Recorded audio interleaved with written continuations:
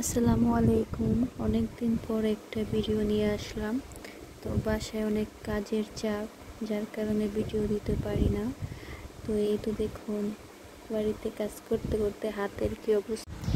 এত কাজের জন্য ভিডিও দিতে পারি না। তো আজকে সারাদিন কি কি করলাম এবং কি কি করি তা দেখতে হলে অবশ্যই পুরো ভিডিওটার সাথেই থাকতে হবে এবং পুরো ভিডিওটা দেখতে হবে। তো আজকে মসজিদে খিচুড়ি রান্না করে খাওয়ানো হবে, যার জন্য আব্বা বাজার থেকে সব বাজার টাজার করে নিয়ে আসছে।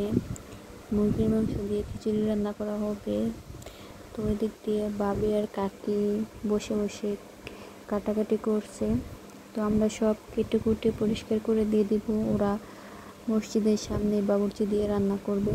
তো ওই দিক দিয়ে আমি আলু, তারপর পেঁয়াজ, আর ওই দিক দিয়ে আছে মিষ্টি কুমড়ো, এগুলো কেটে কুটে ধুয়ে পরিষ্কার করে রেখে দিছি। আব্বা নামাজ পড়ে এসে তারপর নিয়ে যাবে আর কি।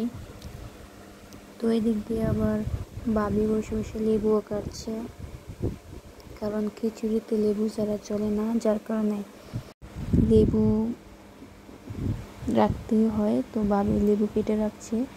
তো একটু পর আবার আব্বা এসে নিয়ে যাবে।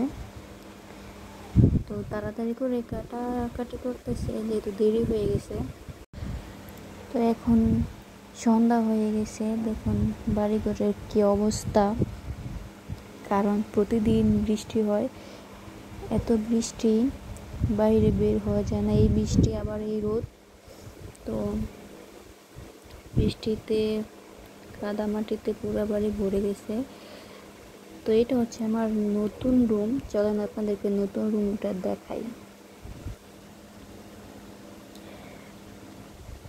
এটা হচ্ছে আমার নতুন রুম। তো এই নতুন রুমের কাজ করার জন্যই অনেক ব্যস্ত ছিলাম। তো আমার নতুন রুমটা কেমন হয়েছে অবশ্যই সবাই একটা করে কমেন্ট করে জানাবেন। তো খাটটা কেমন হয়েছে আর ড্রেসিং টেবিলটা কেমন, এগুলো আসলে অন্য রুমেই ছিল, এখন নতুন রুম করার কারণে সেগুলা অন্য রুম থেকে এই রুমে নিয়ে আসা হয়েছে এতটুকুই। তারপরও এগুলাই আনা নেওয়ার মধ্যে অনেক সময় লাগে আর অনেক ঝামেলা। তো এই ঝামেলার কারণে এই কাজে ব্যস্ত ছিলাম। তো রুমের সব কিছু গুছিয়ে রাখা সময়ের ব্যাপার। তো সব কিছু আবার গুছানো, রুমে আনা অনেক ঝামেলা।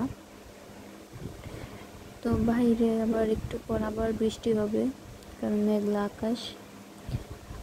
আর এটা হচ্ছে মোটরসাইকেল আনার জন্য বানানো হয়েছে। তো এই তো সারাদিন এই কাজ করতে করতেই দিন চলে যায় আমার। কিছুদিন পরে আবার ফ্রি হয়ে যাব, কারণ এখন একটু ঝামেলা, ঘরের কাজ ঝামেলা তো থাকবেই। তো কিছুদিন পর আবার ফ্রি হব, তো নিয়মিত ভিডিও দেব। সবাই দোয়া করবেন।